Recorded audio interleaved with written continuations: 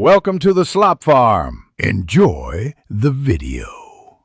In this video, I will explain how to fix a missing D drive. First, let's understand why this issue occurs. Your D drive might disappear due to a loose cable, a corrupted driver, or an unassigned drive letter. We'll walk through initial checks to identify the root cause, ensuring you can regain access to your valuable data and applications quickly and efficiently.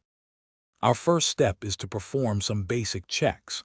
Ensure all physical cables connected to your hard drive are secure, especially if it's an external drive or a secondary internal one.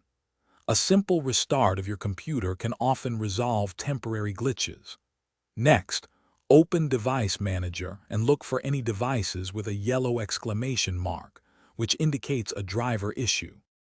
If basic checks don't work, it's time to use Disk Management. Search for Disk Management and open it. Here, you can see all your storage devices. Look for any unallocated space or a partition that doesn't have a drive letter assigned. Right-click on it, choose to assign a new drive letter, and follow the prompts to make your D drive visible again. Finally, if your D drive is still missing, updating your storage controller drivers can often help. Go back to Device Manager, find Disk Drives, right-click and select Update Driver.